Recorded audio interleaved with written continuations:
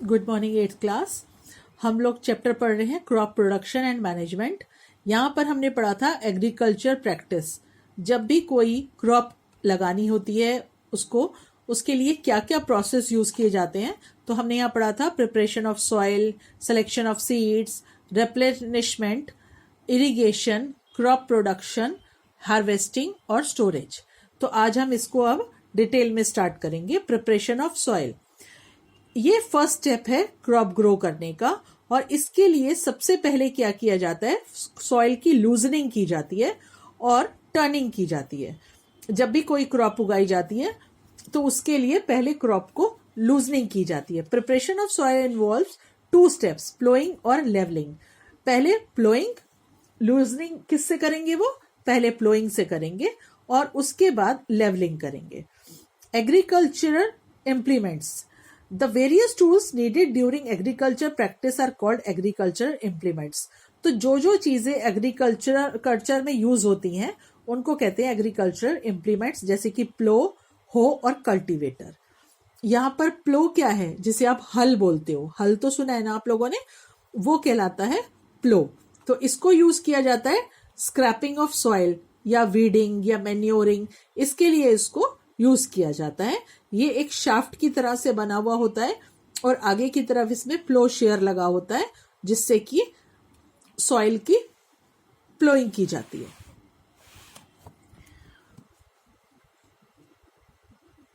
उसके बाद है हो एक तरीके का, एक इस तरीके से देखिए कटर टाइप होता है, जिससे कि वीड्स को रिमूव किया जाता है। वीड्स कहते हैं जो एक्स्ट्रा प्लांट, उसमें जब आपने देखा होगा घर में आप प्लांट लगाते हो, प्लांट हम लगाते हैं रोज का, लेकिन उसमें उल्टे सीधे और थोड़े से प्लांट उसमें पत्ते पत्ते से आ जाते हैं, तो उसको हटाया जाता है।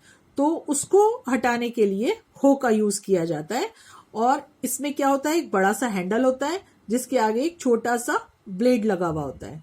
ऐसे ही कल्टीवेटर क्या होता है, एक ट्रैक्टर टाइप का फ्लो होता है, जिसको कि क्या यूज किया जाता है, उसको टाइम सेव करने के लिए या लेबर के सेव करने के लिए। अगर पहले जमाने में हल होता था कि 2 बैल लगे होते थे और किसान उसको चला रहा होता था, है ना, तो पूरे उसमें घूमने में टाइम लगता था। लेकिन अब कल्टीवेटर क्या है, आप देखो कितनी बड़ी मशीन है, एक टाइप का एक ट्रैक्टर टाइप ड्राइवर है, जिससे कि बहुत बड़ा एरिया का फ्लोइंग आसानी से हो सकती है। प्लोइंग क्या चीज है, the process of loosening and turning of soil is called ploughing और टाइलिंग। मतलब कि जब भी आपको उसमें फील्ड में क्रॉप लगानी है हमें, तो उसके लिए हमें पहले मिट्टी को लूज करना पड़ेगा। तो लूज करने के लिए प्लोइंग की जाती है और इसको या तो बुल्स के थ्रू किया जाता है या ही ये जैसे कि ये कल्टीवेटर है इसके थ्रू किया जाता है। नेक्स्ट है loosening of soil is important because of following reason. अब लूजनिंग क्यों इंपॉर्टेंट है, loose soil particles have more air spaces. जब हम लूजनिंग करते हैं तो मिट्टी जो है वो ढीली हो जाती है और प्लांट्स की रूट्स जो है वो वहां तक अच्छे से एयर पास हो जाती है और वो ब्रीथ कर सकती हैं। Loose soil particles hold more water for longer duration. जब ऊपर पानी डल जाएगा और तो वो गायब हो जाएगा, लेकिन अगर पानी नीचे जड़ों तक चला जाएगा, ज्यादा वाटर चला जाएगा, तो वो काफी देर तक उसके अंदर रहेगा। इसी तरीके से loosening soils roots to penetrate deeper through the layer of soils. जब सॉइल को लूज करते हैं तो उसके अंदर जगह बन जाती है, जिससे कि जो रूट्स होती हैं वो काफी अंदर तक फिक्स हो सकती हैं। Loose soil mixes with manure and fertilisers more easily. और इसमें मैन्योर और फर्टिलाइजर्स को भी इजीली मिलाया जा सकता है। लूज सॉइल्स में से सीड्स, जो वीड्स होते हैं, उसको भी आसानी से रिमूव किया जा सकता है। लूज सॉइल प्रोमोट करता है growth of useful soil microbes. These microbes help to add humus to the soil. इस लूज सॉइल में माइक्रोब्स भी आसानी से ग्रो करते हैं और जो कि ह्यूमस बनाने के काम आते हैं। इसी तरीके से turning of soil during ploughing, nutrients rich soil is brought up from lower level of the soil so the plants can use this nutrient. तो जो नीचे की तरफ जो न्यूट्रिएंट सॉइल में रहते हैं वो ऊपर की तरफ आ जाते हैं लूजनिंग करने से, और प्लांट को ग्रो करने में हेल्प मिलती है और प्लांट्स को ये सारे न्यूट्रिएंट्स आसानी से मिल जाते हैं। अर्थवर्म क्या करता है, अर्थवर्म सॉइल को लूज करने का और टर्न करने का काम करता है। ये क्या करता है, ये अपने लिए जो घर बनाता है ये मिट्टी के अंदर रहता है, मिट्टी ही खाता है और मिट्टी के अंदर ही रहता है।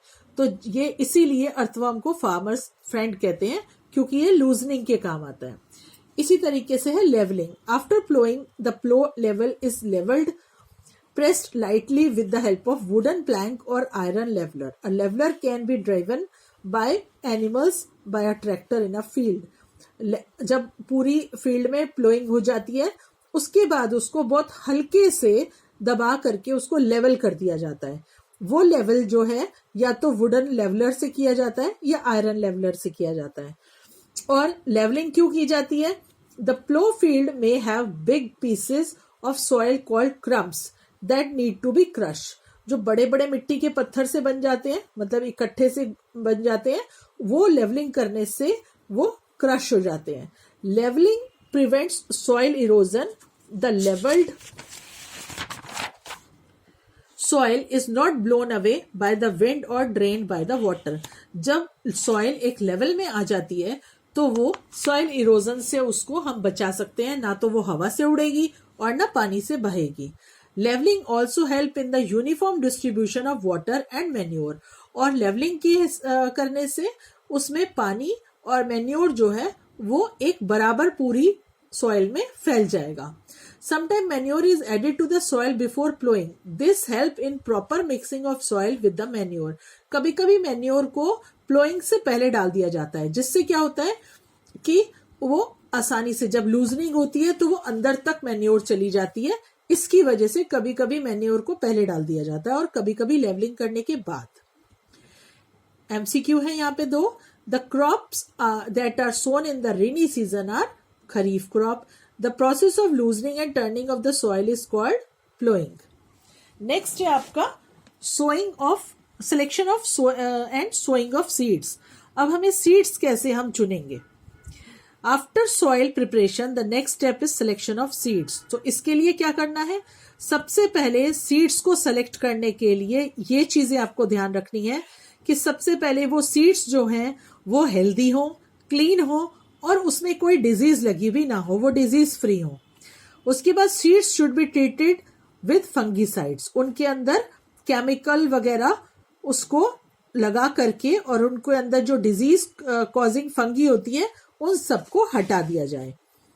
After selection of seed they need to be sown in the field. अब जब सिलेक्शन हो जाती है सीड्स की तो उसको जो है सीड्स को मिट्टी में डाला जाता है। अब इसके लिए क्या करना पड़ता है? At the right depth, neither too shallow और नो टू डीप। जो सीड्स को डाला जाता है वो इतनी गहराई में डाला जाता है कि जिससे ना वो बहुत नीचे जाए गहराई में और ना ऊपर ऊपर रह जाए। उसके बाद at right intervals so that they get proper air, sunlight and nutrients. इसके साथ साथ सीड्स को इतनी दूरी पे लगाया जाता है कि जिससे कि जो भी पौधा निकले उसको एयर भी आसानी से मिले, सनलाइट भी और न्यूट्रिएंट्स भी। Seed are sown in the field of by any method. अब 2 तरीके से सीड्स को डाला जाता है। बाय ट्रेडिशनल टूल, एक तो ये होता है फनल टाइप का मेथड होता है कि फनल जैसे एक कुप्पी होती है ना जिसमें तेल डालते हैं, जैसे उस तरह का होता है, जिसको कि उसमें डाल के कुप्पी में डाल के और उसको शार्प एंड होता है उसको, और उसके अंदर पूरे खेत में उसको घुमा दिया जाता है। इस तरीके से ट्रेडिशनल टूल है ये, जैसे यहाँ पे आप देख रहे हो कि ये ट्रेडिशनल टूल है। उसके अलावा एक सीड ड्रिल होता है। सीड ड्रिल के अंदर फनल शेप की एक बाउल होता है जिसके अंदर सेवरल ट्यूब्स होती हैं, जैसा कि आप यहाँ पिक्चर में देख रहे हैं कि एक ये बाउल है, इसके अंदर सीड डाल दिए जाते हैं और इन ट्यूब से वो अलग अलग बिल्कुल बराबरी में उसको अलग अलग ट्रैक्टर के थ्रू इसको सारे में फैला दिया जाता है। और सीड ड्रिल से डालने का जो एडवांटेज है वो ये है कि यूनिफॉर्मली वो सेम डिस्टेंस पर और सेम डेप्थ पे लग जाते हैं, और उसके साथ साथ जो है वो सीड्स जो है सॉइल से भी आसानी से कवर हो जाते हैं, जिससे कि बर्ड्स वगैरह उसे खा नहीं सकती। और सीड ड्रिल से डालने का से फायदा है कि जो किसान की टाइम और लेबर दोनों बचती है। नेक्स्ट है ट्रांसप्लांटेशन। इसको हम करेंगे नेक्स्ट क्लास में। आज के लिए इतना ही। Thank you.